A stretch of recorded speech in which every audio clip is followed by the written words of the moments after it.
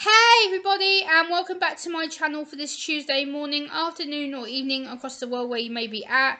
And today I want to just give first a little shout out to Trevor MC.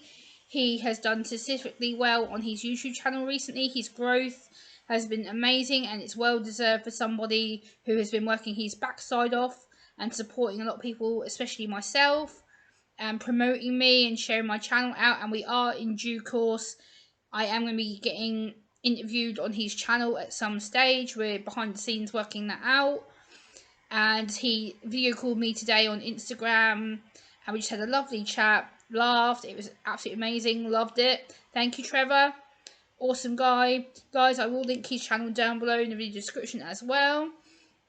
So, further ado, I want to talk about autism and neurodivergency and language. This is something that got brought up in a meeting that I was recently part of. I've got my notes here to read about what I put.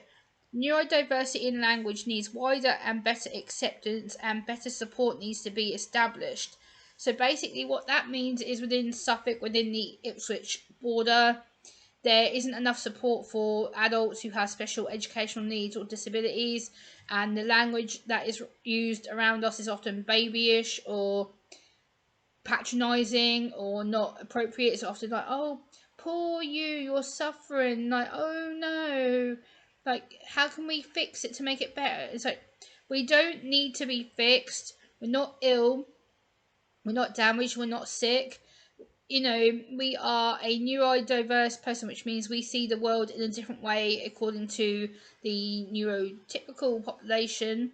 And unfortunately that causes problems because a lot of the neurotypical population don't understand what neurodivergency is or why we are built to be different. And especially with me being autistic, it causes some communication problems, and the language that gets used against me is quite patronising, it's quite undermining, and makes me feel like I'm stupid and dumb and naive. And some people would talk to me like I'm a baby. They're like, oh, poor Gemma, she needs help with this and she can't do this and she doesn't understand this. And don't talk about me like that. Talk to me, talk to my face. I am here, I can listen, I do have ears that hear. It's just the way that we communicate as a whole collective, as a whole community, as a whole town, nation. Like, Suffolk is getting a lot better with regards to disability awareness. It is, I can say that. But it is still a long way from where we should be by now. It's a case of the language needs to be put in the modern day. It needs to be more adult themed.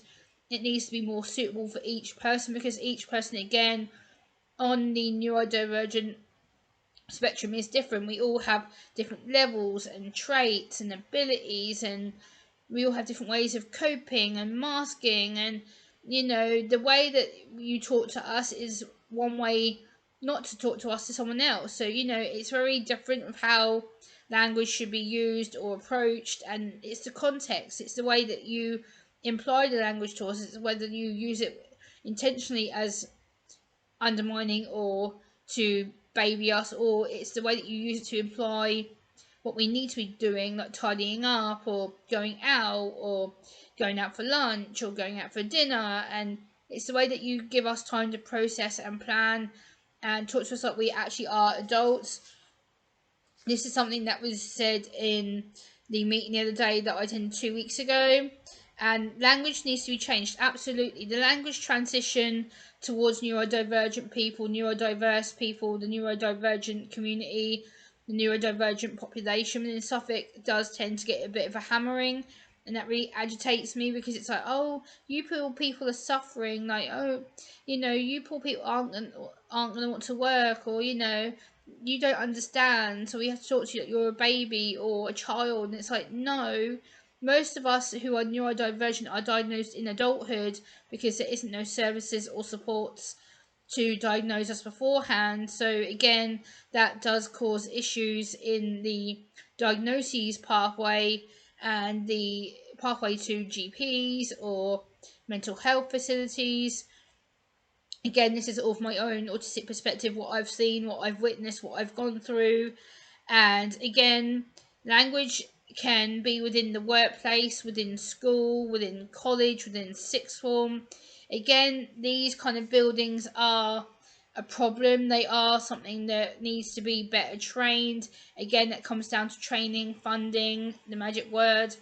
It comes down to self-advocates like myself who are fully diagnosed and are wanting to make a change and are wanting to help people. And unfortunately, that isn't coming up to scratch. We need to be doing more to involve that. So that means getting more neurodiverse people on board, getting more people who are parents, carers, friends, professionals who see you and get to know you over certain time periods. They know your traits, your behaviors, they know how to support you. So again, the language again in different aspects needs to be changed. So in a professional aspect, obviously it has to be very to the rapport and very direct, and you talk in a certain way, a certain level. Whereas if you're with your friends, you can perhaps be a bit more relaxed and a bit more informal and a bit more using not appropriate language. Whereas if you're with your family, again, you have to kind of be somewhat relaxed but somewhat formal, because again, you don't want to get in trouble for saying something inappropriate or potentially harmful or upsetting. And so again, language does change within that community. Again, within school, you're used to be told you behave, you listen to the teachers, you listen to the tutors. In college, you're expected to listen to your lecturers and anyone that helps you. And again, the language is diverse. Again, it is different to each group of neurodiverse, neurodivergent people who identify as being neurodivergent. That's the thing. So, regards to language as well, it does change within the workplace, because the workplace is one of the most worst communities to go in for neurodivergent people, because we don't often get people's body language, intentions, the way they say things, because they often are cryptic or they like to hide the truth from us.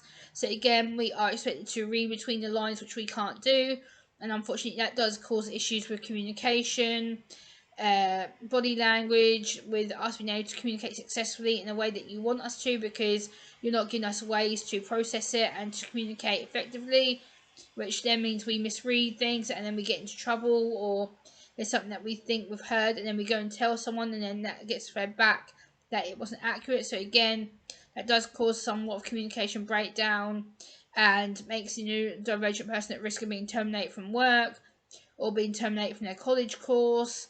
It's very up and down. We have to kind of learn to balance it a little bit better. Also, with regards to language, we have to stop comparing ourselves to London, Essex, Westminster, the national group and neurodivergent community, because we're all different. Suffolk is very different from London. London is very different from Essex and Norfolk.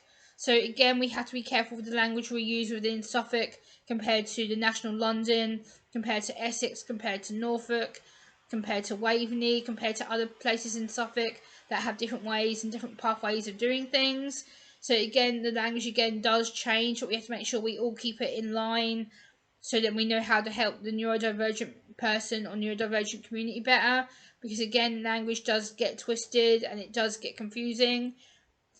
And a lot of the time people do say, oh, I don't understand that, or why would you speak like that, or why would you use that tone? And again, it gets misread and can be causing a lot of problems. Also, with regards to language, someone who has complex needs on top of having autism or a learning disability or a mental health condition, again, the language does change again, because you have to learn to adapt to how mentally compatible they are, how mentally complicit they are, and how they're able to understand verbal versus non-verbal body language. Myself, I don't really understand a lot of verbal body language. I'm more reading the signs of, are they sad, are they happy, are they miserable, are they angry, are they frustrated, and I have to try and read that on the basis of how they present themselves to me at that time. Also, language comes under training. Training does irritate me somewhat, because if you're training someone to do with neurodivergency or neurodiversity or disability or special educational needs, again, the training and language will differ, because each thing that you are training on is different. So again, you have to change the attitude, you have to change the thoughts, the emotions, the processes of what's being said and what's being communicated between certain groups and certain people.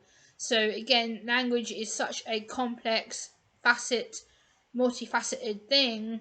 We have to be careful of how we speak, how we sound.